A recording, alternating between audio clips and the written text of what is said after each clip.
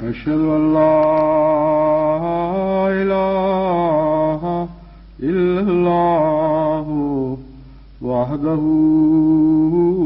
لا شريك له وأشهد أن محمدا عبده ورسوله أما بعد فأعوذ بالله من الشيطان الرجيم بسم الله الرحمن الرحيم الحمد لله رب العالمين الرحمن الرحيم الرحمن الرحيم مالك يوم الدين إياك نعبد وإياك نستعين اهدنا الصراط المستقيم صراط الذين أنعمت عليهم غير المغضوب عليهم ولا الضالين ألم نجعل له عينين ولسانا وشفتين وهديناه النجدين فلاقتحم العقبة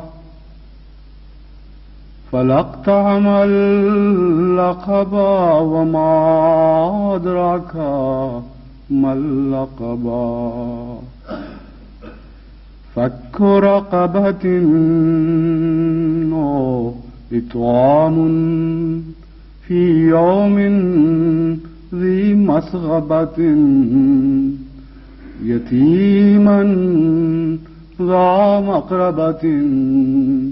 أو مسكينا ذا متربة ثم كان من الذين آمنوا وتواصوا بالصبر وتواصوا بالمرحمة أولئك أصحاب الميمنة.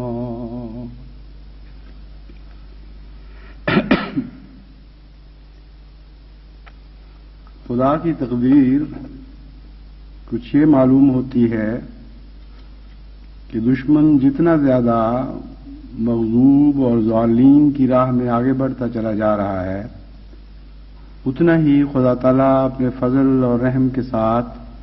جماعت احمدیہ کو صراط مستقیم پر پہلے سے بڑھ کر تیز رفتاری کے ساتھ آگے ایک قدم بڑھانے کی توفیق عطا فرماتا چلا جائے. یہ تقدیر ہر روز ہر ملک میں احمدیوں کے ہر طبقہ پر نظر ڈالنے سے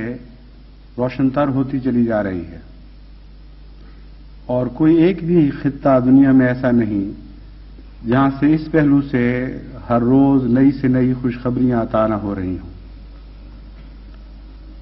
حضرت اقدس مسیح موعود علیہ الصلوۃ والسلام نے دشمن کے دکھوں اور ظلموں سے تنگ آ کر ایک مرتبہ ایک ایسا شعر فرمایا جس کی صحیح حقیقت، جس کی حقیقی روح اب ہمیں معلوم ہو رہی ہے کہ وہ کیا تھی. آپ فرماتے ہیں تیری پیاری نگاہیں دل برا ایک تیغ تیز جن سے کٹ جاتا ہے سب جھگڑا غم اغیار کا. جتنا زیادہ دشمن ظلم اور سرفاکی میں آگے بڑھتا چلا گیا اتنا ہی اللہ تعالیٰ نے اپنی رحمت اور شفقت کے سلوک کو بڑھا دیا چنانچہ یہی اللہ کی رحمت اور شفقت ہے جو ایسے دکھوں کے دور میں انسان کو زندگی کی توفیق عطا فرماتی ہے۔ چنانچہ اللہ کی اس تقدیر کے اشاروں کو سمجھتے ہوئے جماعت احمدیہ کے سامنے جب بھی نیکی کی کوئی راہ بھی آئے گی تو یقیناً اس میں پہلے سے زیادہ تیز رفتاری سے اور آگے بڑھنے کی کوشش کرتی رہے گی، اور نئے نئے نیکی کے راستے خدا کھولتا چلا جائے گا، اور دشمن خواہ یہ سمجھتا رہے کہ جماعت کی توفیق ختم ہو چکی ہے، مگر میں آپ کو یقین دلاتا ہوں کہ اللہ تعالیٰ اپنے فضل سے ہر نئی نیکی کے لیے توفیق بھی بڑھاتا چلا جائے گا، اور یہ ناممکن ہے کہ جماعت احمدیہ کسی نیک اقدام کا فیصلہ کرے اور خدا تعالیٰ اس توفیق کو نہ بڑھا دے جو نیکی کی خاطر ہمیں محض خدا نے اپنے فضل سے عطا فرمائی ہے۔ جن آیات کی میں نے تلاوت کی ہے ان میں بنی نوع انسان کی ہمدردی کے متعلق نہ صرف سبق ہیں بلکہ بعض خطرناک غلطیوں سے متنبہ بھی فرمایا گیا ہے۔ نیکی کیا ہے، سچی ہمدردی کس کو کہتے ہیں، اس کے مقاصد کیا ہیں، کون سے خطرات ہیں جن سے بچنا چاہیے، یہ تمام مضمون قرآن کریم نے ان آیات میں تفصیل سے بیان فرمایا، اور حقیقت میں یہ آیات اس زمانے کے متعلق ایک عظیم الشان پیشگوئی کا رنگ رکھتی ہیں۔ لیکن چونکہ ایک خطبہ جمعہ میں تفصیلی تفسیر کا وقت تو میسر نہیں آ سکتا، لیکن مختصراً اس مقصد کی خاطر جس کی طرف میں آپ کو لے جانا چاہتا ہوں کچھ حصے ان آیات کے میں آپ پر کھولنا چاہتا ہوں۔ اللہ تعالیٰ فرماتا ہے الم نجعل لہ عینین ولسانا وشفتین فلاقتحم العقبہ، کہ کیا ہم نے اسلام سے یا دین سے بے بہرہ لوگوں کو آنکھیں عطا نہیں فرمائی تھیں؟ اگرچہ واحد میں ذکر چل رہا ہے لیکن مراد قوم ہے یا انسان بحیثیت انسان ہے، تو ایسا انسان جو دین سے بے بہرہ ہو اس کو مخاطب کر کے فرماتا ہے کیا ہم نے تمہیں آنکھیں عطا نہیں فرمائی تھیں، اور کیا تمہیں بولنے کے لیے اعضاء عطا نہیں کیے گئے تھے؟ لسانم و شفتین، زبان نہیں دی تھی تمہیں اور ہونٹ نہیں دیے تھے، تاکہ اگر کوئی بات تمہیں معلوم نہیں ہو سکتی تھی تو پوچھ کر معلوم کر لیتے، اگر تم بے خدا تھے تو خدا والوں سے یہ سلیقے سیکھ لیتے، یہ مراد ہے۔ فلاقتحم العقبہ، لیکن اس کے باوجود فلاقتحم وہدیناہ النجدین، یہ آیت بیچ میں سے چھوٹ گئی تھی، اور ہم نے اس کے اوپر کیا دو راستے نہیں کھول دیے تھے جن میں سے ایک راستہ ترقی کا تھا اور ایک تنزل کا۔ اس کے بعد خدا تعالیٰ فرماتا ہے فلاقتحم العقبہ، اس نے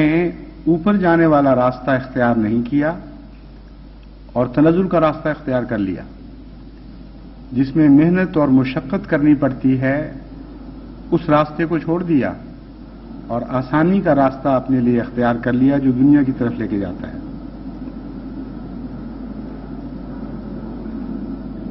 وما ادراک ما العقبہ،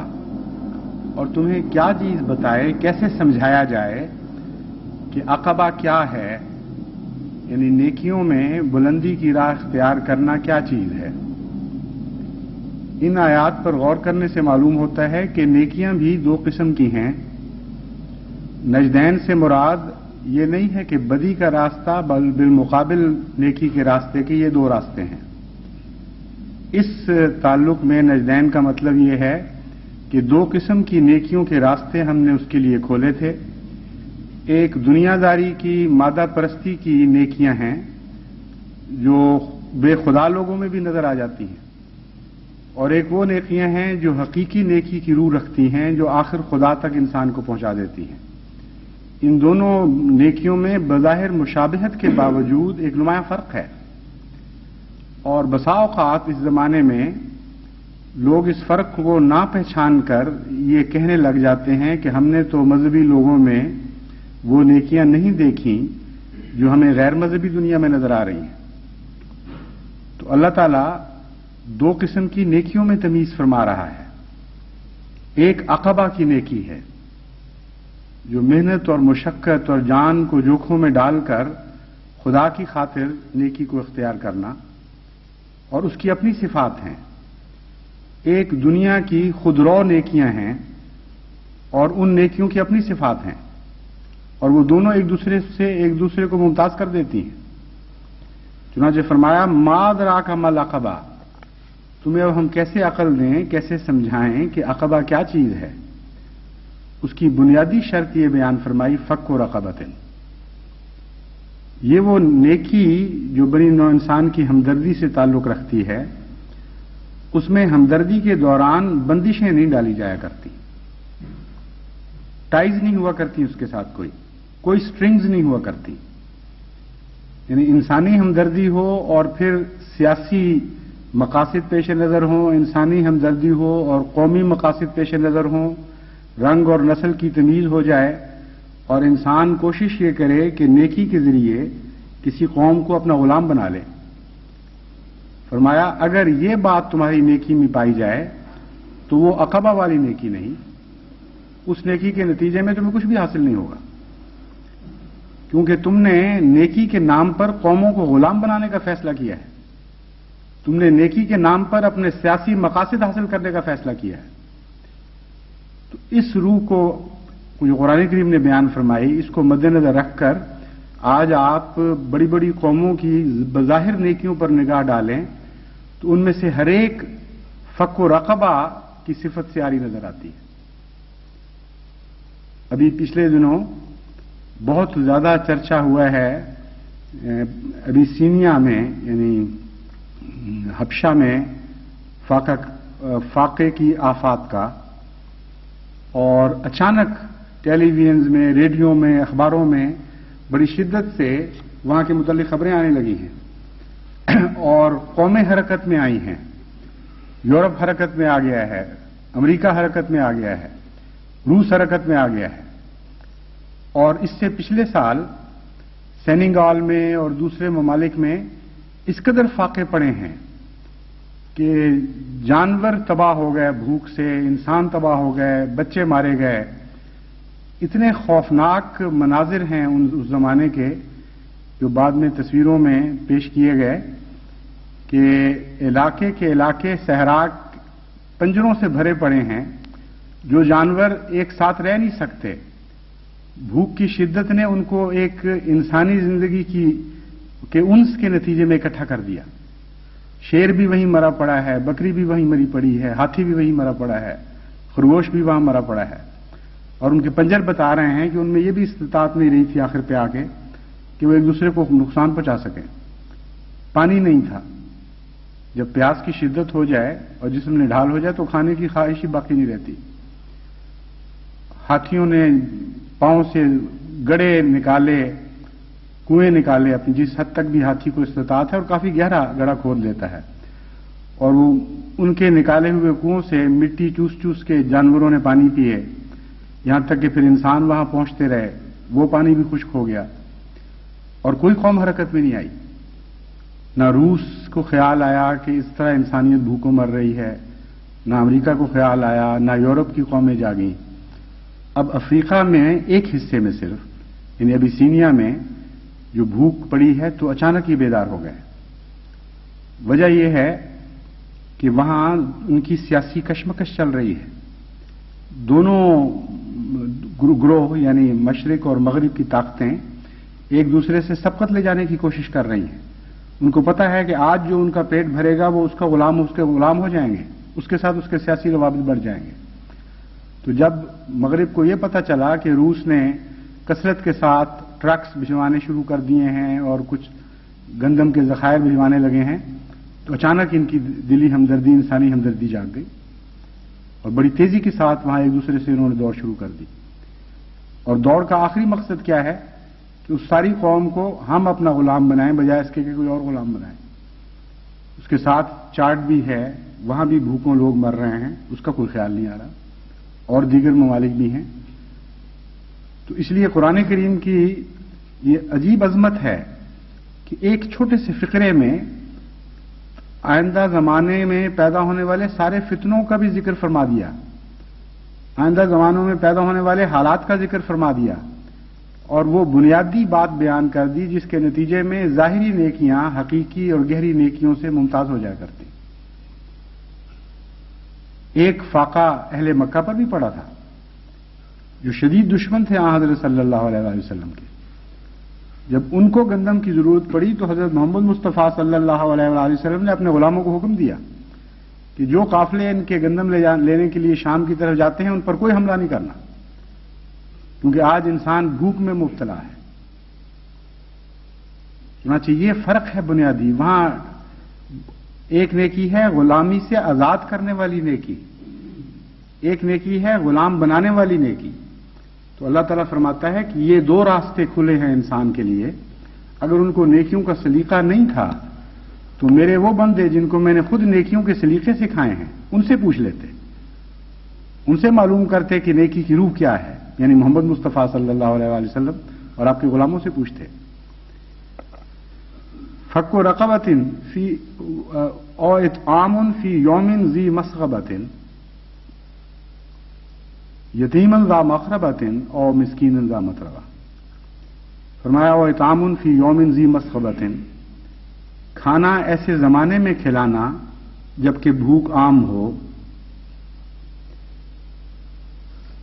یہ جو ہے بھوک عام ہونے کا وقت، اس سے مراد صرف یہ نہیں ہے کہ کسی اور جگہ بھوک عام ہو، مراد یہ ہے کہ کچھ لوگ تو ہیں جو خود آسائش میں ہیں اور وہ کھانا کھلا دیتے ہیں جب ان کو ضرورت نہ ہو، اور کچھ خدا کے وہ بندے بھی ہیں جبکہ وہ خود بھوک کا شکار ہو رہے ہوتے ہیں، خود فاقوں میں مبتلا ہوتے ہیں، خود ان کو ضرورت ہوتی ہے، اس وقت وہ دوسروں کو کھانا کھلاتے ہیں. یہ ہے عقبہ. یعنی یہاں بیٹھے سرپلس فوڈ ہے، بے شمار کھانا بچا ہوا ہے، اور یہ مسئلے درپیش ہیں کہ اس کھانے کا کریں کیا. اگر مارکیٹ میں پھینکیں تو اقتصادی حالات بگڑ جاتے ہیں، گوشت سستا ہو جائے تو گوشت پیدا کرنے والی ساری مشینیں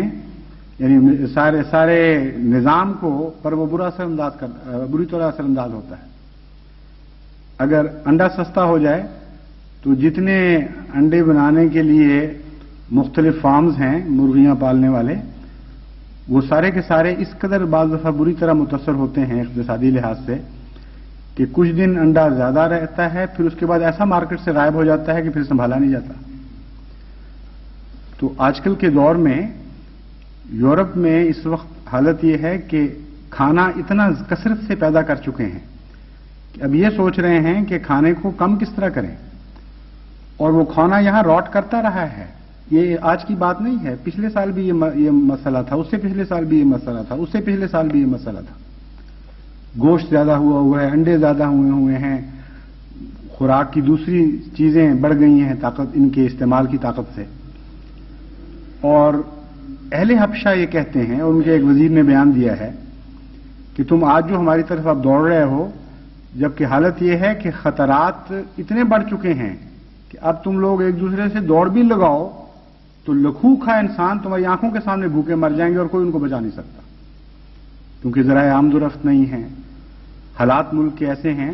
کہ ان صحراؤں میں یہ اس تیزی سے پہنچ ہی نہیں سکتے، نہ اس تیزی سے وہاں تقسیم کر سکتے ہیں. وہاں جو انتظامی مشینری ہے وہ بھی مکمل نہیں ہے. تو صرف کھانا اب تم پہنچانے آئے ہو، وہی ان کا یہ بیان آیا، اور ہم پر احسان چڑھا رہے ہو. تمہیں علم تھا، انہوں نے حوالے دیے ہیں اس وزیر نے، کہ تمہاری یونائٹڈ نیشنز کی رپورٹوں میں آج سے 2 سال پہلے یہ پیشگوئی تھی کہ فلاں جگہ فلاں وقت میں بہت شدید قحط پڑنے والا ہے، کثرت سے لوگ فاقوں مریں گے. اور دوسرے ممالک کے متعلق بھی تھی اور تم چپ کر کے بیٹھے رہے. اور اب جب کہ سیاسی دور شروع ہوئی ہے تو ایک دوسرے پر سبقت لے جا رہے ہو. تو او اطعام فی یوم ذی مسغبۃ، اس سے مراد یہ ہے کہ ایسے وقت میں خدا کے کچھ بندے بھی کھانا کھلاتے ہیں، خدا کے کچھ بندے ایسے وقت میں بھی کھانا کھلاتے ہیں جبکہ خود وہ فاقوں کا بھی شکار ہو رہے ہوتے ہیں، خود ان پر مالی تنگی پڑ رہی ہوتی ہے، ان کے حالات اقتصادی ان کو بظاہر اجازت نہیں دیتے کہ وہ دوسروں پر خرچ کریں۔ ایسے عام حالات میں وہ پھر خدا کی خاطر آگے بڑھتے ہیں۔ وَيُطْعِمُونَ الطَّعَامَ عَلَىٰ حُبِّهِ مِسْكِينًا وَيَتِيمًا وَأَسِيرًا، ایک اور جگہ فرمایا کہ اس وقت جب کہ کھانے سے محبت ہو جاتی ہے انسان کو فاقہ کشی کی وجہ سے۔ عام طور پر کھانا سب کو عزیز ہے، لیکن جب عام ملتا ہو تو اس سے محبت نہیں ہوا کرتی، لیکن جب غائب ہونا شروع ہو جائے کھانا تو اس سے محبت ہو جاتی ہے۔ اسی لیے لوگ کہتے ہیں کہ فلاں وقت جو مزہ آیا تھا نا دال روٹی کا، ویسا پھر کبھی مزہ نہیں آیا، اس لیے کہ بھوک کا شکار ہوتے ہیں، شکار کے ذریعے یا کسی اور پکنک کے ذریعے یا ویسے ہی بعض حالات کے نتیجے میں وقتی طور پر کھانا میسر نہیں آتا، اور ایک آدمی جو کھانے کا عادی ہے باقاعدہ، اس کو اتنی بھوک لگتی ہے کہ ترس جاتا ہے کھانے کے لیے، اس وقت اس کو کھانے سے محبت ہو جاتی ہے۔ تو فرمایا یطعمون الطعام علی حبہ مسکینا ویتیما واسیرا، جب محبت ہو چکی ہوتی ہے، کھانے سے عشق ہو جاتا ہے انسان کو، اس وقت بھی وہ خدا کی خاطر وہ دوسروں کو دے رہے ہوتے ہیں۔ چنانچہ وہی نقشہ ہے، او اطعام فی یوم ذی مسغبۃ، اس وقت وہ کھانا کھلاتے ہیں جبکہ بھوک عام ہو جاتی ہے۔ یتیمن ذا مقربۃ او مسکینن ذا متربہ، ایسے یتیم کو بھی کھانا کھلاتے ہیں جس کے پوچھنے والے لوگ موجود ہیں، اور یہ خیال نہیں کرتے کہ اس کے ساتھ اس کے تعلقات ہیں، وہ زیادہ ذمہ دار ہیں اس بات کے کہ وہ اس کو کھانا کھلائیں۔ یتیمن ذا مقربۃ کا عام معنی تو یہ لیا جاتا ہے کہ اپنے عزیز یتیموں کو، لیکن خدا نے تو کہیں ضمیر ان کی طرف نہیں پھیری یہاں، یہ تو کلام الہی کی شان ہے کہ اس مضمون کو کھول دیا اور وسعت عطا فرما دی۔ یتیمن ذا مقربۃ کا مطلب ہے کوئی یتیم جس کے کوئی بھی قریبی ہوں۔ چنانچہ اسی مضمون کو جب آپ قوموں کی شکل میں اطلاق کرتے ہیں تو یہ منظر سامنے آتا ہے کہ بعض قومیں بعض کی دوست ہوتی ہیں، وہ ان کا سہارا اور ولی ہوتے ہیں، اور بعض قومیں ہیں جو بیچاری بے سہارا ہو جاتی ہیں، ان کا کوئی دوست نہیں ہوتا سیاسی۔ تو ایسی قومیں جن کے سیاسی دوست بھی ہوتے ہیں، اگر وہ خدا والی قومیں ہیں تو اللہ تعالیٰ فرماتا ہے کہ ایسی صورت میں وہ یہ انتظار نہیں کریں گے کہ ان کا فلاں دوست ہے اس سے کیوں نہیں کھانا لیتے، روس سے تعلقات ہیں اور روٹی لینے ہمارے پاس آ گئے ہیں۔ جو خدا کے بندے ہیں وہ یہ نہیں دیکھا کرتے، پھر ان کو صرف یہ معلوم ہوتا ہے کہ خدا کے بندے ہیں اور تکلیف میں مبتلا ہیں، اس لیے وہ ان کی خدمت شروع کر دیتے ہیں۔ اور مسکیناً ذا متربہ، اور ایسے لوگ یا ایسی قومیں بھی ہوتی ہیں جو پراگندہ حال، خاک آلود، مسکین، جن کو پوچھنے والا کوئی نہ ہو۔ مثلا نائجر ہے، مثلا چڈ ہے آج کل، یا اور شمالی افریقہ کے بعض ممالک کے جنوبی حصے خصوصیت کے ساتھ بہت ہی شدید تکلیف میں مبتلا ہیں، لیکن ان کو کوئی پوچھنے والا نہیں، تو ان کو بھی وہ کھانا کھلاتے ہیں۔ ثم کان من الذین آمنوا، پھر ایک اور تعریف یہ بیان فرمائی کہ جو لوگ عقبہ کی طرف حرکت کرتے ہیں، بلندی کی طرف، یعنی نیکیوں میں سے اعلیٰ نیکی کو پکڑتے ہیں اور ظاہری دکھاوے کی نیکی کو چھوڑ دیتے ہیں، وہ بلندی پر چڑھتے چڑھتے خدا تک پہنچ جایا کرتے ہیں، کیونکہ سچی نیکی لازماً انسان کو خدا تک لے جاتی ہے۔ ثم کان من الذین آمنوا، اور یہ صفت ہے ایسے رنگ میں جو گزشتہ صفات کے اوپر ایک نگران کے طور پر مقرر ہو گئی ہے۔ یہ صفت بتاتی ہے کہ پہلی صفات حقیقی رنگ میں موجود تھیں یا نہیں۔ اگر یہ نصیب ہو جائے تو یقین جانو کہ تمہاری نیکی سچی تھی اور بلندی کی طرف حرکت کر رہی تھی۔ اگر تمہیں ایمان نصیب نہیں ہوتا نیکیوں کے نتیجے میں اور دنیا کے کیڑے رہتے ہو تو ان نیکیوں کی کوئی بھی حقیقت نہیں۔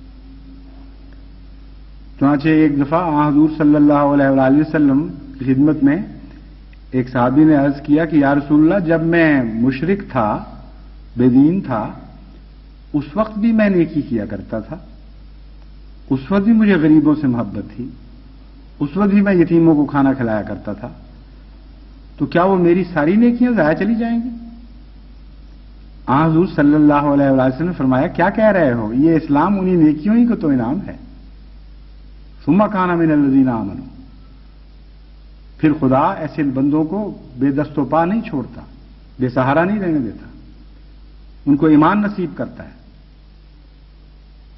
فرمایا یہ وہ لوگ ہیں جو اس بات کے حقدار ہیں اور اس بات پر مامور کیے جاتے ہیں، وتواصوا بالصبر وتواصوا بالمرحمہ، کہ وہ صبر کی تلقین کریں دوسروں کو اور رحمت کی تلقین کریں۔ اب صبر کی تلقین کرنے والے بھی دو قسم کے ہیں، وہ جن کے پیٹ بھرے ہوں، جنہوں نے قربانیوں میں حصہ نہ لیا ہو، وہ خالی بیٹھے صبر اور رحم کی تلقین کر رہے ہیں، اس کی حیثیت ہی کوئی نہیں۔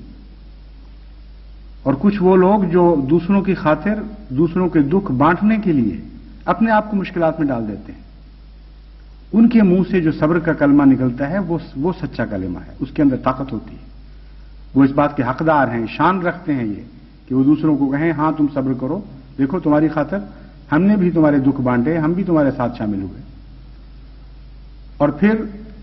ان غریبانہ حالتوں کو نفرتوں میں نہیں بدلتے۔ میں نے جیسا کہ بیان کیا تھا، آئندہ زمانے کی سیاسی پیشگوئیاں بھی اس میں موجود ہیں۔ وتواصوا بالمرحمہ، باوجود اس کے کہ اس وقت غریب اس حالت میں ہوتا ہے کہ اگر اس کو انگیخت کیا جائے تو وہ امیروں کے خلاف اٹھ کھڑا ہو، اور بڑی بڑی قوموں کے خلاف نفرتیں پھیلائی جا سکتی ہیں ان لوگوں کے دلوں میں، لیکن خدا کے بندے جو عقبہ پر جانے والے ہیں، وہ خدا کے بندوں کے خلاف صبر کی تلقین تو کرتے ہیں، مشتعل ہونے کی تلقین نہیں کرتے، رحمت کی تلقین تو کرتے ہیں، نفرت کی تلقین نہیں کرتے۔ یہ ہے مقام حضرت اقدس محمد مصطفیٰ صلی اللہ علیہ وآلہ وسلم کے غلاموں کا۔ بس جب مجھے یہاں کے بعض دوستوں نے بھی توجہ دلائی، لیکن اس سے پہلے ہی میں سوچ رہا تھا افریقہ کے لیے بھی تحریک کروں، تو بعض دوستوں کے خطوں سے مجھے خیال آیا کہ وہ سمجھ نہیں رہے کہ یہ کیا ہو رہا ہے۔ چنانچہ ایک صاحب نے تو از خود ہی ان کو چندہ دے دیا ابیسینیا کے لیے۔ ان کو میں نے جواب میں یہ لکھا کہ الامام جنت یقاتل وراہ، امام تو ڈھال ہوتا ہے، اس کے پیچھے رہ کر لڑنا چاہیے، تم نے جلد بازی کی ہے۔ مجھے خود احساس ہے، تم سے زیادہ احساس ہے کہ کیا ہو رہا ہے، ساری دنیا کی ضرورتیں میرے پیش نظر ہیں، اسلام کی ساری ضروریات پیش نظر ہیں، اور تمہارے لکھنے سے پہلے میں فیصلہ کر چکا تھا کہ تمہیں ساری بات سمجھا کر پھر تحریک کروں گا۔ جہاں تک جماعت کی استطاعت کا تعلق ہے، اس میں تو کوئی شک نہیں کہ ساری جماعت اپنی ساری دولت بھی لٹا دے تو اس وقت جو بھوک کا دن آ گیا ہے اس کو دور نہیں کر سکتی۔ آٹے میں نمک کے برابر بھی ہمارے لیے ہمارے اندر توفیق نہیں کہ ہم ان لوگوں کی تکلیف دور کر سکیں، لیکن اس وقت ایک میدان خالی ہے جہاں یتیم ذا مقربہ موجود ہے، یا یتیمن یا مسکینن ذا متربہ بھی موجود ہے۔ کچھ لوگ سمجھتے ہیں کہ چیڈ کے فرانس سے تعلقات ہیں وہ دے، یا لیبیا سے تعلقات ہیں قذافی کو نہیں دیتا ان کو۔ کچھ لوگ سمجھتے ہیں کہ نائجر کا فرق ہی کوئی نہیں پڑتا، جتنے مرضی بھوکے مر جائیں، ان سے کیا فرق پڑتا ہے، نہ وہ اس طرف کے نہ وہ اس طرف کے۔ تو مسکینن ذا متربہ بھی وہاں موجود ہیں۔ چنانچہ پیشتر اس کے کہ میں تحریک کرتا، میں نے تمام افریقہ کے مبلغین کو یہ لکھوایا ہوا ہے کہ آپ پوری طرح جائزہ لیں کہ کس طرح ان غریبوں کی مدد جماعت کر سکتی ہے، کون سا بہترین ذریعہ ہے، اور اس میں مسائل کیا درپیش ہوں گے۔ صرف ٹرانسپورٹ ہی ایک ایسی چیز ہے کہ اگر ہم ٹرانسپورٹ پیدا کرنے کی کوشش کریں اپنے لیے تو ہمارے سارے وسائل کام آ جائیں گے، لیکن ہم نہیں کر سکیں گے۔ لیکن اس سے قطع نظر ہمیں اپنے دل کا اطمینان ہونا چاہیے میں جو تحریک کر رہا ہوں اس وجہ سے کر رہا ہوں کہ قطع نظر اس کے کہ کام ہماری طاقت سے بڑھ کر ہے، ہماری نیت یہ ہونی چاہیے کہ ہم اپنے رب کے حضور اپنے ضمیر کو مطمئن پائیں، ہمارے دل میں یہ تسکین ہو کہ ہم بھی ان لوگوں میں شامل تھے جن کا قرآن کریم میں ذکر ہے، شدید مشکلات میں مبتلا تھے، اپنے وطنوں میں احمدی بے وطن ہو رہے تھے، ان کے اقتصادی ذرائع پر ضربیں لگائی جا رہی تھیں، ان کو ہر طرح بدحال اور مفلوق الحال کیا جا رہا تھا، ان پر دنیا کے چندوں کی دنیا کے کو اہم مسلمان بنانے کی ذمہ داریاں تھیں، ان کو بے شمار میدانوں میں لٹریچر پر خرچ کرنا تھا، تنظیموں پر خرچ کرنا تھا، مساجد پر خرچ کرنا تھا، نیکیوں کے نئے سے نئے رستے کھلتے چلے آ رہے تھے، اور ہر آواز پر وہ اپنی ساری طاقتیں خرچ کر کے اپنی طرف سے جیبیں خالی کر چکے تھے۔ اس وقت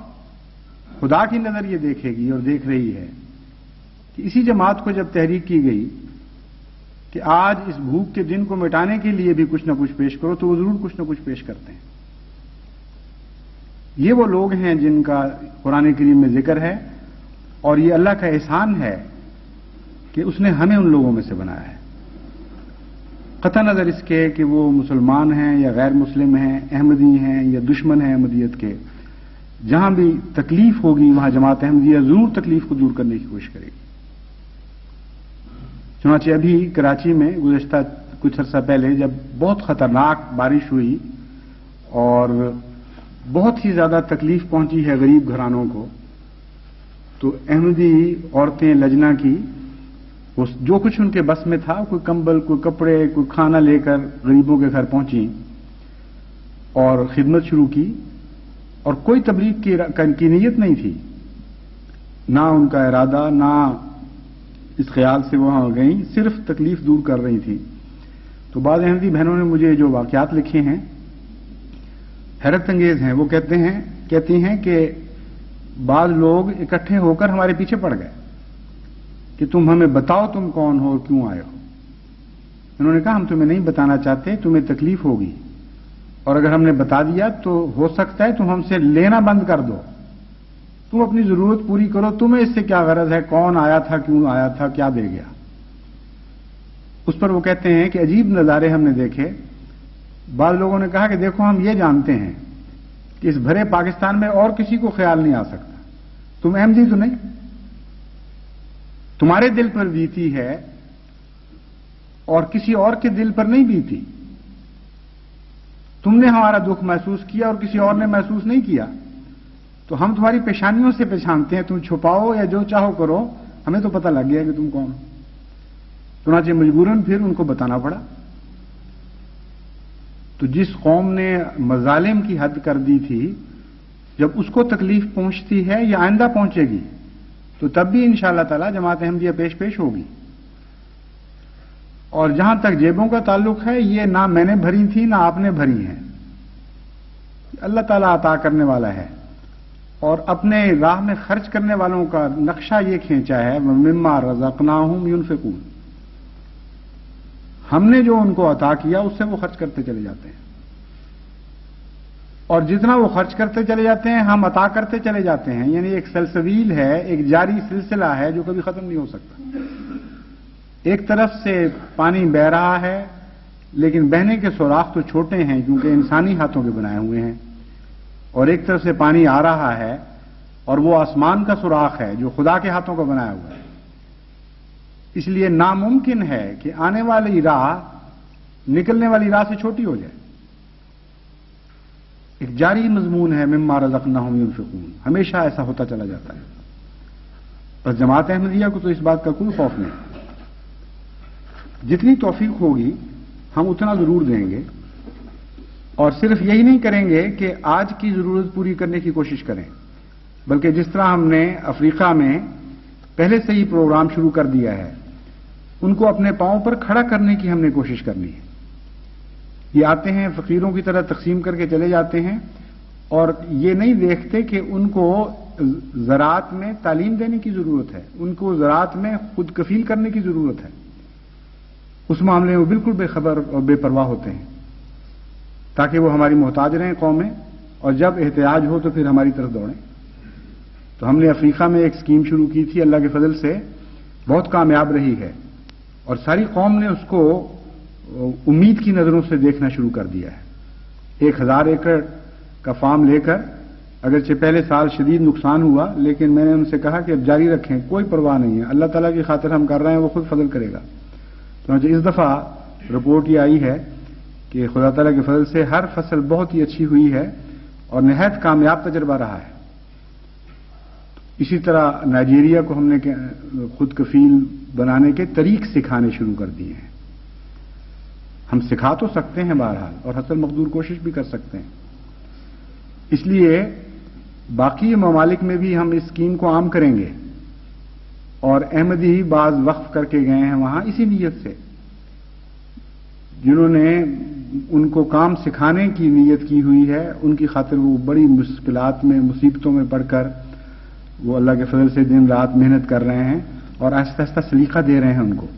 بالکل علم نہیں تھا کہ چاول کس طرح لگایا جاتا ہے، گندم کس طرح لگائی جاتی ہے، یہ ساری چیزوں سے، سب چیزوں سے وہ نابلد تھے۔ تو یہ اللہ کا احسان ہے کہ وہ ہمارے لیے نیکیوں کی راہیں کھول رہا ہے، اور نیکی کی راہوں میں ہمیں آگے سے آگے بڑھاتا چلا جا رہا ہے۔ ان فضلوں کو جب ہم دیکھتے ہیں تو پھر ان کے دیے ہوئے دکھ، ان کی گندی گالیاں، ان کی لغو باتیں، ان کے فضول قصے بالکل حقیر اور بےمعنی دکھائی دینے لگتے ہیں۔ اس وقت دل ہم سے بھر جاتا ہے، اور اللہ کے حضور حمد و شکر سے بھر کر آنکھیں آنسو بہاتی ہیں، اور یہ عرض کرتی ہیں اپنے رب سے کہ ہیں تیری پیاری نگاہیں، دل برا ایک تیرے تیز، جن سے کٹ جاتا ہے یا جس سے کٹ جاتا ہے سب جھگڑا غم یار کا۔ تو خدا کے فضل اس کثرت سے نازل ہو رہے ہیں، اور ہر جگہ نازل ہو رہے ہیں کہ آپ باوجود اس علم کے کہ ہو رہے ہیں پھر بھی تصور نہیں کر سکتے، کیونکہ آپ کو ساری اطلاعیں اس کثرت سے نہیں آ رہی جس طرح مجھے آتی ہیں۔ کوئی جاپان سے خط آ رہا ہے، کوئی پاکستان سے خط آ رہا ہے، کوئی افریقہ کے ممالک سے خط آ رہا ہے، کوئی ہندوستان سے آ رہا ہے۔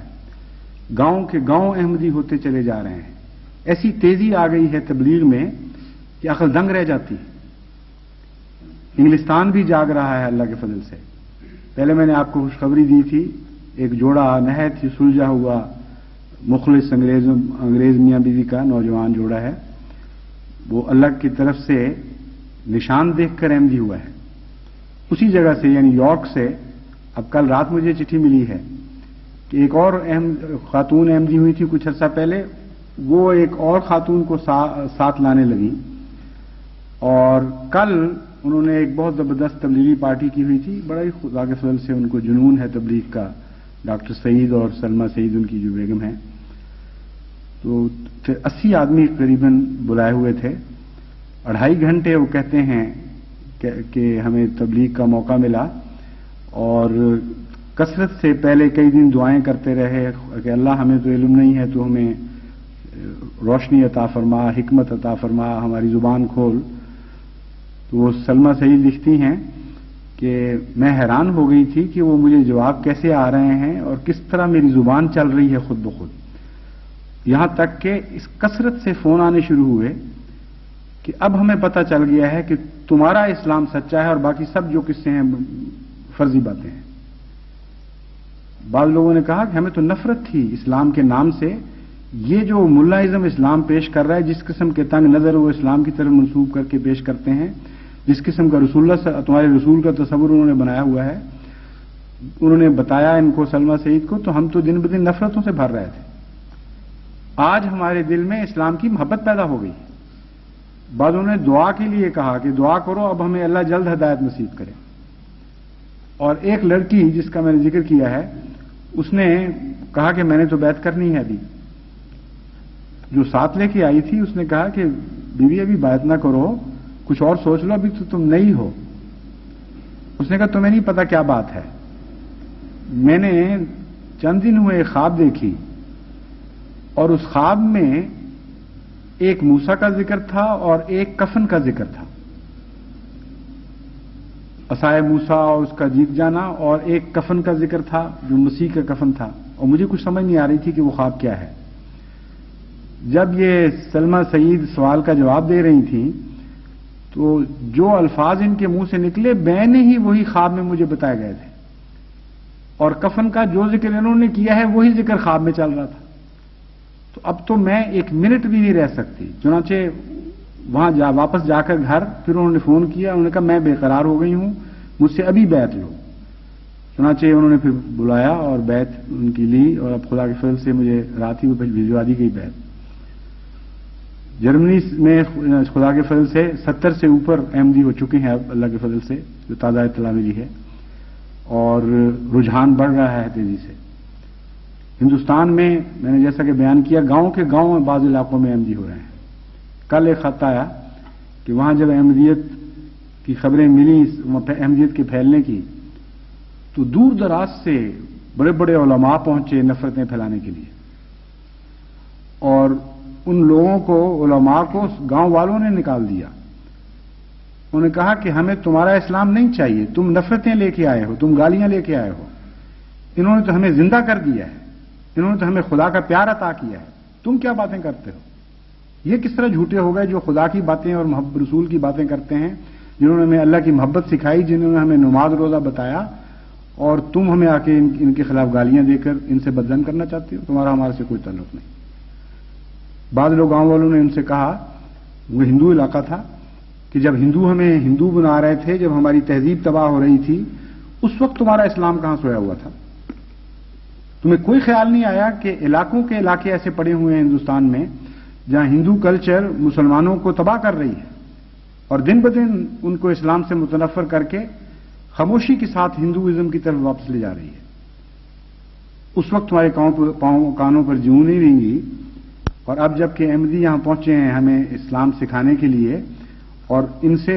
مقابلہ سکھانے کے لیے غیروں سے، تم اب آ گئے ہو کہ ان کو چھوڑ دو. افریقہ میں جو اسکیم تھی 7 سالہ، اس کے تابع ہم نے بعض ممالک کے سپرد بعض ممالک کیے تھے جہاں کوئی بھی احمدی نہیں تھا، اور یہ فیصلہ تھا کہ اللہ کے فضل کے ساتھ ہر ملک 100 سالہ جبلی کے تحفے کے طور پر 2 یا 3 ملک ایسے خدا کے حضور پیش کرے جہاں پہلے احمدیت نہیں ہے. چنانچہ افریقہ کے ایک ملک کے متعلق پہلے بھی اچھی خبر آئی تھی، اب کل پھر اطلاع ملی ہے، وہاں گانا کے سپرد کیا گیا تھا کہ خدا کے فضل سے وہاں دیہات کے دیہات احمدی ہوئے ہیں، اور اب ان کی طرف سے مطالبہ آیا ہے کہ فوراً آ کر ہمارے اندر جماعتیں قائم کرو، ہمیں نظام سکھاؤ. اور اللہ کے فضل سے رجحان ایسا تیزی سے پھیل رہا ہے کہ وہ کہتے ہیں ہمیں فوری طور پر وہاں مبلغ مقرر کرنے کی ضرورت ہے. چنانچہ ان کو میں نے لکھا ہے کہ جائیں، آپ خود جائیں، تنظیم قائم کریں اور آگے پھر اس کو سنبھالیں. تو خدا کی دین ہے، وہ تو نہیں رکنی. تو جتنا یہ روک رہے ہیں اتنا ہی خدا کھولتا چلا جا رہا ہے ہماری راہیں.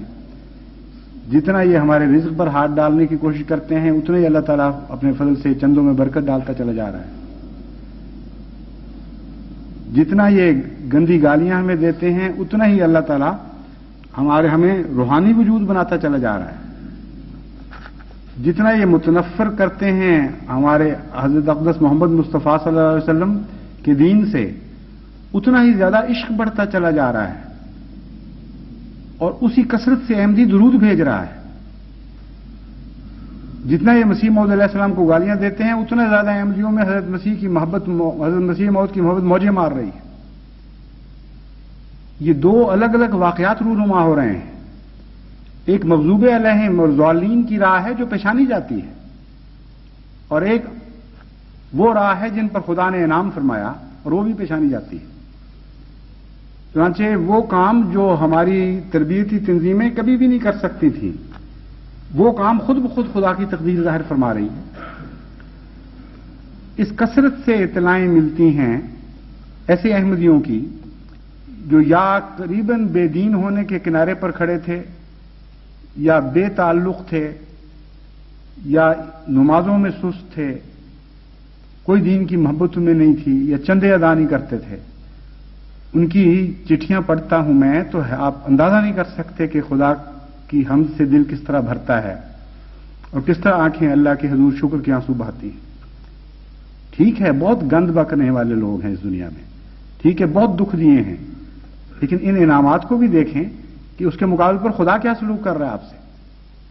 بس پاکستان کے احمدیوں کو خصوصاً میں توجہ دلاتا ہوں کہ خدا کی پیاری نگاہوں کو دیکھنا شروع کر دیا کریں۔ جب یہ دکھوں اور مصیبتوں کے انبار آپ کے اوپر پھینکتے ہیں، ایک ہی علاج ہے، اور اس علاج کے سوا کوئی علاج نہیں جو مسیح موعود علیہ السلام نے بتایا ہے، کہ اس وقت اللہ کے لطفوں کو یاد کیا کریں، اللہ کے احسانات کو یاد کیا کریں، خدا کے کرم جو بارش کی طرح برس رہے ہیں ان کو دیکھا کریں۔ چنانچہ میں آپ کو ایک بچے کا مثال کے طور پر میں بعض خط چنے ہیں، ایک نوجوان کا خط میں آپ کو بتاتا ہوں۔ یہ ایک مثال نہیں ہے، ایسی سینکڑوں مثالیں ہیں اور ہزارہ اور ایسی مثالیں ہیں جو اس سے کم درجے کی ہیں، لیکن ہر نو کے احمدیوں میں اللہ تعالیٰ کے فضل سے ایک پاک تبدیلی پیدا ہو رہی ہے۔ ایک صاحب لکھتے ہیں غیر ملک سے، یعنی پاکستان سے باہر کسی ملک سے، کہ میں گزشتہ 6 سال احمدیت سے کافی دور چلا گیا تھا، نہ نماز نہ روزہ، لیکن اس آرڈیننس کے بعد خدا کے فضل اور بزرگوں کی دعاؤں سے واپس کھینچا چلا آیا ہوں۔ میں نے خدا تعالیٰ سے اپنے گناہوں کی توبہ کی، نمازیں اور روزے شروع کیے، اور ہر نماز میں خدا تعالیٰ کا شکر ادا کیا کہ اس نے دوبارہ مجھے نیکی کی توفیق عطا فرمائی۔ گویا کہ یہ آرڈیننس میرے لیے تو بڑا ہی بابرکت ثابت ہوا، اور اس وقت آپ کے یہ الفاظ میرے کان میں گونج رہے ہیں کہ اگر مسلمان کو آگ میں ڈالا جائے تو کندن بن کر نکلتا ہے۔ اس تبدیلی کی ایک خاص وجہ یہ تھی کہ آرڈیننس کے مان بعد میں نے اپنے والدین جو کہ پاکستان میں ہیں ان کو خط لکھا کہ آپ لوگ اپنے پاسپورٹ کی فوٹو کاپی مجھے بھیجیں تاکہ میں آپ کا ویزا بھیج کر آپ لوگوں کو یہاں بلوا لوں۔ اس خط کا جواب اس طرح آیا، اگر بیٹا تم نے سیر کی غرض سے بلوایا ہوتا تو ہم ضرور آتے، لیکن تم حالات سے ڈر کر ہمیں بلوا رہے ہو، تو یہ ذہن سے نکال دو کہ ہم ڈر کی وجہ سے آ جائیں گے۔ ہم تو شہید ہونے کے لیے بے چینی سے وقت کا انتظار کر رہے ہیں۔ بچہ لکھتا ہے کہ یہ خط مجھ پر بجلی بن کر گرا، اور اس کے بعد سے میں نے احمدیت کی کتابیں پڑھنی شروع کی، اور اب تو جہاں موقع ملتا ہے تبلیغ کی بھی کوشش کرتا ہوں۔ میری اس تبدیلی کو دیکھ کر دوست احباب حیران ہو جاتے ہیں کہ اسے کیا ہو گیا ہے۔ تو یہ ایک انعام ہے جو اللہ تعالیٰ عطا کر رہا ہے جماعت کو، اور کثرت سے عطا کر رہا ہے۔ چھوٹے چھوٹے بچے ولی بن رہے ہیں اور خدا کی راہ میں آنسو بہانے لگے ہیں۔ ایک صاحب لکھتے ہیں، بعض اوقات تو بڑے رقت آمیز مناظر دیکھنے میں آتے ہیں۔ جب ہم خطبات کی کیسٹ سنتے ہیں تو دوست اتنا روتے ہیں کہ بعض دفعہ برداشت نہیں ہوتا تو اونچی آوازوں سے رونا شروع کر دیتے ہیں۔ وہ دوست جن کو کبھی نمازوں میں سست دیکھا جاتا تھا، وہ بھی اب عبادت کے وقت زار و قطار آنسو بہانے لگتے ہیں۔ سمجھ نہیں آتی کہ اتنی جلدی چند ماہ میں یہ حیرت انگیز تبدیلی پیدا کیسے ہو گئی۔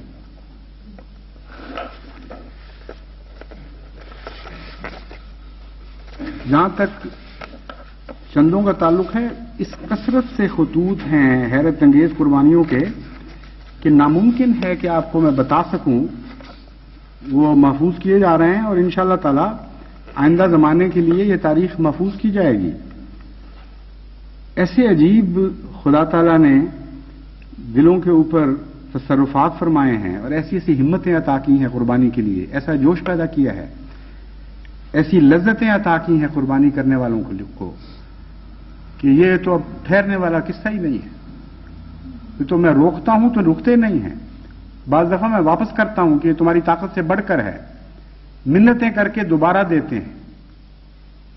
کئی دفعہ ایسا ہوا، ایک دفعہ نہیں ہوا۔ ایک نوجوان کو میں نے کہا کہ یہ تمہاری ساری عمر کی کمائی ہے، مجھے علم ہے، تمہیں میں یقین دلاتا ہوں کہ خدا کی راہ میں یہ منظور ہو گئی ہے، اور میں تمہیں یہ واپس کر رہا ہوں، تم بالکل فکر نہ کرو، لیکن اتنا حصہ میں تمہارا قبول کرتا ہوں۔ اس کی وہ کیفیت ہوئی خط پڑھ کر کہ میری قربانی کو گویا رد کر دیا گیا ہے، کہ ایسا روحانی عذاب میں بیچارہ مبتلا ہوا کہ بعد میں جب مجھے پتا چلا تو شدید مجھے دکھ پہنچا کہ میں نے کیوں ایسا اس کو کہا تھا، اور آخر اس نے وہ دے کے ہی چھوڑا۔ تو بظاہر جو لوگ محروم ہو رہے ہیں ان کو اللہ تعالیٰ اب ایسی روحانی لذتیں عطا کر رہا ہے اس کا تصور بھی کوئی دنیا میں نہیں کر سکتا۔ ایک عورت، غریب عورت نے لکھا کہ جب میں نے دیکھا اپنی بہنوں کو قربانی کرتے ہوئے ہر طرف، تو اس قدر مجھے شدید تکلیف تھی کہ میں کیا کروں، میرے پاس کچھ بھی نہیں ہے۔ کہتی ہیں اچانک مجھے خیال آیا کہ جو میں نے گائے لی ہے بچوں کو دودھ پلانے کے لیے، یہ تو ہے تمہارے پاس، اگر تمہیں اس گائے سے محبت ہے اور دل میں خواہش قربانی کی زیادہ ہے تو اس گائے کو پیش کر دو۔ چنانچہ آج کے بعد سے یہ گائے میری نہیں ہے، جب تک آپ اس کو سنبھال کر یا بیچ کر انتظام نہیں کر لیتے اس وقت تک جو دودھ میں اس سے لوں گی اس کے پیسے ادا کروں گی۔ عجیب دیوانے لوگ ہیں، دنیا تو تصور بھی نہیں کر سکتی کہ احمدی کیا ہے، اس کی حقیقت کیا ہے۔ وہ تو آپ کو ظاہر کو بھی نہیں پہچانتی، آپ کے باطن میں کیسے اس کی نگاہیں اتر سکتی ہیں۔ ایک بچی کا بہت پیارا خط آیا، کہتی ہے کیسٹ چل رہی تھی ایک عورتوں کی قربانیوں کے جو واقعات آپ بیان کر رہے تھے، تو چھوٹی بچی ہے، وہ کہتی ہے کہ میرے دل میں عجیب تڑپ اٹھی اور میں نے اپنی ماں کو کہا کہ امی آپ کے دل پہ کوئی اثر نہیں ہوتا۔ کہتی ہے کہتے کہتے جو میری نظر اٹھی تو دیکھا کہ ماں اپنی بالیاں اتار رہی تھی اور روتی چلی جا رہی تھی۔ اس وقت مجھے خیال آیا کہ میں نے اپنی ماں پہ بدل نہیں کی تھی، وہی بالیاں اس کے پاس تھیں اور ادھر بیٹی کے دل میں تڑپ پیدا ہوئی، ادھر وہ ماں کے ہاتھ پہلے اس طرف اٹھ چکے تھے۔ یہ قوم ہے جس کو یہ ظالم مٹائیں گے؟ خدا کی قسم آپ نہیں مٹ سکتے، آپ ہمیشہ زندہ رہنے کے لیے پیدا کیے گئے ہیں، تو یہ محمد مصطفیٰ کی روحیں ہیں جو آپ کے اندر زندہ ہو رہی ہیں، یہ محمد مصطفیٰ صلی اللہ علیہ وآلہ وسلم کی صفات ہیں جو آپ کو نئی زندگی عطا کر رہی ہیں۔ مٹنے دے گا ہی نہیں سکتا، ناممکن ہے۔ ساری کائنات مٹ سکتی ہے لیکن احمدیت کی روح نہیں مٹ سکتی کیونکہ محمد مصطفیٰ کی غلامی کی روح ہے اور خدا اس روح کو کبھی مٹنے نہیں دے گا۔ یہ کلمے مٹا رہے ہیں، عجیب تاریخ بن رہی ہے۔ اسلامی ملک اور سپاہی اور ملازم مقرر کیے گئے ہیں حکم دے کر کہ کلمے مٹاؤ۔ کبھی دنیا کی تاریخ میں ایسا بھی واقعہ آیا تھا؟ یہ دن بھی بدقسمتوں نے دیکھنے تھے کہ اسلام کے نام پر اللہ کی اطاعت کی گئی تھی ایک ملک کے طور پر، اور وہاں کی حکومت کو اور کوئی کام ہی نہیں ہے سوائے اس کے کہ کلمے کے پیچھے پڑ جائے کہ کلمے مٹا دو۔ یہ نظارہ بھی سامنے آیا کہ ایک مسجد میں جب ایک مجسٹریٹ اور پولیس پہنچے کہ ہمیں اوپر سے حکم آیا ہے کہ اگر یہ مولویوں کو نہیں مٹانے دیتے تو تم جا کے حکومت کی طرف سے کلمے مٹاؤ۔ پہلے تو انہوں نے بلکہ کوشش کی، ان کو حکم دیا کہ ہم تمہیں یہ کریں گے اور وہ کریں گے، تم مٹاؤ کلمہ۔ انہوں نے کہا جو کرنا ہے کرو، قتل کرتے ہو، مارتے ہو، پیستے ہو، جو چاہو کرو، احمدی کا ہاتھ کلمہ نہیں مٹائے گا، سوال ہی نہیں پیدا ہوتا۔ انہوں نے کہا بہت اچھا، پھر ہمیں یہ حکم ہے کہ ہم خود مٹائیں گے۔ انہوں نے کہا تم جس حکومت کے کرندے ہو ویسی صفات تمہاری ہیں، جو چاہو کرو۔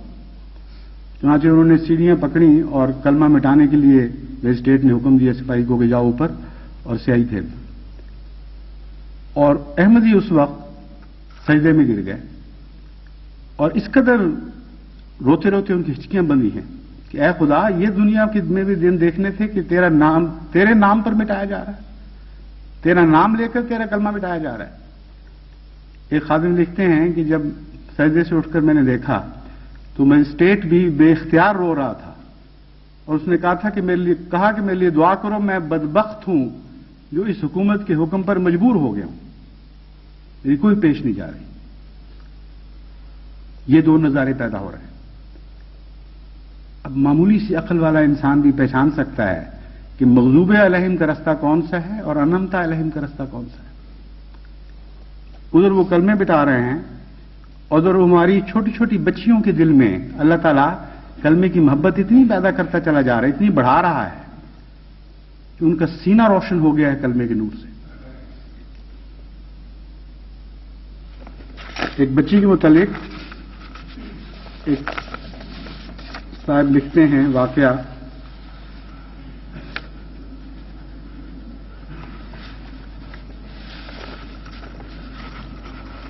کہتے ہیں میری بچی نے جب یہ سنا کہ اب کلمے مٹانے کے حکم آ گئے ہیں، چھوٹی سی عمر کی بچی ہے، وہ بڑے جوش سے کہنے لگی کہ ہم سے کلمہ چھیننا چاہتے ہیں ابا، ہم تو کلمہ نہیں چھوڑیں گے، چاہے ہماری گردنیں کاٹ دیں، ہمیں جنگلوں میں بند کر دیں، ہمیں کمروں میں بند کر دیں. یہ بچے کی باتیں ہیں بیچاری. ہم نے تو کلمہ طیبہ پڑھنا ہی پڑھنا ہے. میرا دل ایسے حضور کو چھوڑنے کو نہیں کرتا. اور یہ کہہ کر زار قطار رونے لگ گئی. بہت ہی روئی، بہت روئی. پھر کہنے لگی کہ اب تو میرا مولا آ ہی گیا ہے، اب تو اس نے ان کو نہیں چھوڑنا، ہم نے ان کو کچھ نہیں کہنا، ہمارا خدا ان کو مارے گا. پھر یہ روئیں گے اور کہیں گے ہمیں کیا پتا تھا، نہیں تو ہم ایسا نہ کرتے. چھوٹے چھوٹے بچوں کے دل پر جس خدا نے آسمان کے نور سے کلمہ لکھ دیا ہے، ان کے اوپر ان کے کردار کی سیاہیاں کیسے پھر سکتی؟ حقیقت یہ ہے، یہ کلمہ نہیں مٹا رہا ہے، یہ اپنے نام و نشان مٹانے کے سامان کر رہے ہیں. ان کی سیاہیاں احمدی کے دل تک نہیں پہنچ سکتی. جتنا یہ ظاہری کلموں کو مٹائیں گے، اتنی زیادہ روشن حروف میں، اتنے ہی زیادہ نمائندہ اور پائندہ اور تابندہ حروف میں احمدیت کے دلوں پر کلمہ لکھا چلا جائے گا اور ہمیشہ کی زندگی احمدیت کو عطا ہوگی. دلوں کے کلمے پر دنیا کے گندے اور کوتاہ ہاتھ نہیں پہنچ سکتے اور کوئی ان کو مٹانے کی طاقت نہیں رکھتا. ایسی قومیں خود مٹ جایا کرتی ہیں اور وہ قومیں ہمیشہ کی زندگی پا جاتی ہیں جو خدا کے نام پر اپنا سب کچھ مٹانے کے لیے خود تیار ہو کے بیٹھ جاتی ہیں. اس لیے خوش نصیب ہیں وہ لوگ، وہ بڑے اور وہ چھوٹے، وہ مرد اور وہ عورتیں، وہ بوڑھے اور وہ بچے، جو آج اللہ کی راہ میں سب کچھ فدا کرنے کے لیے تن من دھن کی بازی لگائے بیٹھے ہیں اور کوئی پرواہ نہیں، کوئی غیر اللہ کا خوف ان کے دل میں نہیں. یہی وہ لوگ ہیں جن کی خاطر کائنات کو پیدا کیا گیا تھا، اور یہی وہ لوگ ہیں جن کی خاطر کائنات کو رکھا جائے گا یا مٹایا جائے گا. اگر انہوں نے اس بات کو تسلیم کر لیا، اس آواز کو تسلیم کر لیا جو خدا نے اپنے ایک بندے کی زبان سے جاری کروائی تھی، تو وہ اپنی بقا کا سامان کریں گے. اور یاد رکھیں، اگر وہ اس شرارت پر مصر رہے، اگر وہ ان گندگیوں میں آگے بڑھتے چلے گئے، تو پھر خدا کی تقدیر ان کا کوئی نشان باقی نہیں چھوڑے گی. کبھی اس تقدیر نے پہلی قوموں سے اس کے سوا کوئی سلوک نہیں کیا. وہی خدا آج بھی زندہ خدا ہے، وہ آج بھی ویسی ہی تقدیریں دکھائے گا جیسے پہلے دکھاتا چلا آیا ہے. اس لیے دعائیں کریں، اللہ تعالی ہمیں مزید استقامت عطا فرمائے، ہمیں صبر کی اور زیادہ توفیق عطا فرمائے، ہمیں اپنی راہ میں قربانیوں کی اور زیادہ توفیق عطا فرمائے، ہمارے بچوں کو بھی ولی بنا دے. اگر وہ جو ان کے قبروں میں پاؤں لٹکائے بیٹھے ہیں، اگر ان کو بھی آج تک تقویٰ کے پہلے سبق یاد نہیں، تو اے خدا ہم تیری تقدیر پہ راضی ہیں کہ تو ہمارے بچوں کو اولیاء کے مقام عطا فرما رہا ہے. دن بدن وہ روحانیت کے عرفہ سے عرفہ مقامات کی طرف حرکت کر رہے ہیں. وہ ہم نے دیکھا جو چلنا نہیں جانتے تھے، انہوں نے چلنا سیکھ لیا. اس دور میں جو چلا کرتے تھے قدم قدم، وہ دوڑنے لگے. اور خدا کی قسم آج ایسے احمدی پیدا ہو چکے ہیں جو پہلے دوڑتے تھے، آج روحانیت کے آسمان اور روحانیت کی رفتوں میں وہ پرواز کرنے لگے ہیں. اور دن بدن اللہ تعالیٰ پہلے سے بڑھ کر ہمیں رفتیں اور عظمتیں عطا فرماتا چلا جا رہا ہے. الحمدللہ علی ذالک.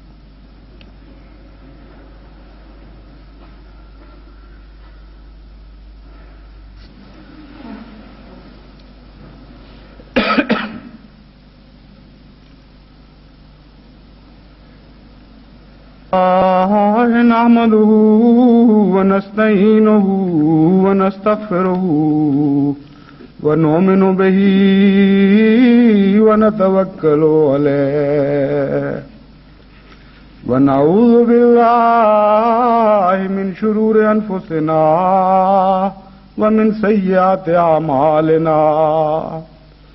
من يهده الله فلا مضل له